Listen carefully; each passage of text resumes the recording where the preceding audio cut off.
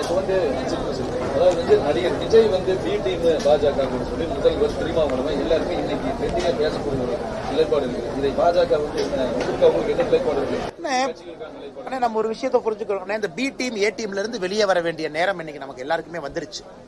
இன்னைக்கு மக்கள் எந்த புதிய கட்சியா, நீங்க என்ன கொள்கையை வச்சிருக்கீங்க, எங்களுக்கு என்ன செய்ய போறீங்க சொல்லுங்க அப்படின்னு. அது நடிகர் விஜய் அவர்களாக இருக்கட்டும், பாரதிய ஜனதா கட்சி அதிமுக கூட்டணியாக இருக்கட்டும், திராவிட முன்னேற்ற கழகம் தலைமையிலான கூட்டணியாக இருக்கட்டும், நீங்க எது பார்த்தாலும் கூட மக்கள் இன்னைக்கு எதிர்பார்ப்பது புதுசா என்ன பண்ண போறீங்க, எங்களுக்கு என்ன சொல்லுங்க. அதை நோக்கி தான் போக வேண்டுமோ தவிர திருமாவளவன் அவர்கள் சொன்னது போற பி டீம் ஏ டீம் மக்களை குழப்புகின்ற வேலையில ஏன் இருக்கணும். இன்னைக்கு முதலமைச்சர் அவர்கள் 4 வருஷம் ஆச்சு, ரிப்போர்ட் கார்டு கொடுத்தாரா? நாங்க 11 ஆண்டுகள் முடிச்சு ரிப்போர்ட் கார்டு கொடுக்கிறோம். நேற்று வானதி சீனிவாசன் அவர்கள் ஈரோட்டில் ரிப்போர்ட் கார்டு கொடுத்தாங்க. கோயம்புத்தூர்ல ஒரு வாரத்துக்கு முன்பு நான் ரிப்போர்ட் கார்டு கொடுத்தோம். மத்திய அரசு சார்பா பாருங்க, இதெல்லாம் நாங்க செஞ்சிருக்கோம். அதே நேரத்தில் நம்முடைய தேர்தல் வாக்குறுதியும் கொடுத்து சொன்னோம். இன்னைக்கு 511 தேர்தல் வாக்குறுதி கொடுத்திருக்கக்கூடிய முதலமைச்சர் அவர்கள் 4 ஆண்டுகள் முடிச்சு ரிப்போர்ட் கார்டு கொடுக்கட்டும். எத்தனை முடிச்சிருக்கேன், வாக்குறுதி 1, வாக்குறுதி 5, வாக்குறுதி 9 சொல்லட்டும்.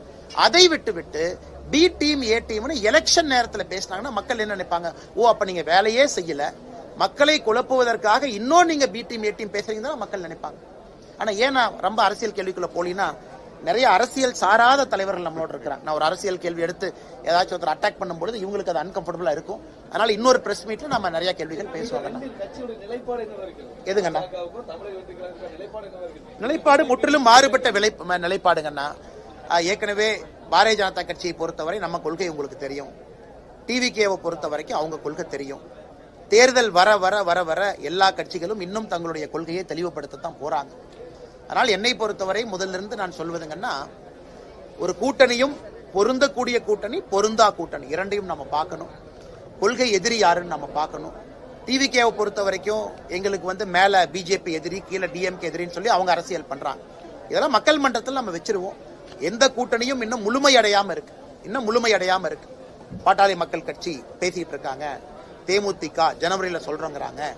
அதே நேரத்தில் திமுகவுடைய கூட்டணி நிலையா இருக்கா? அங்கேயும் நிலையா இல்ல. திருமாவளவன் சொல்றாங்க, நேத்து பேச வேண்டிய இடத்துல மீசையை முறுக்கி பேசுவாங்கிறாரு.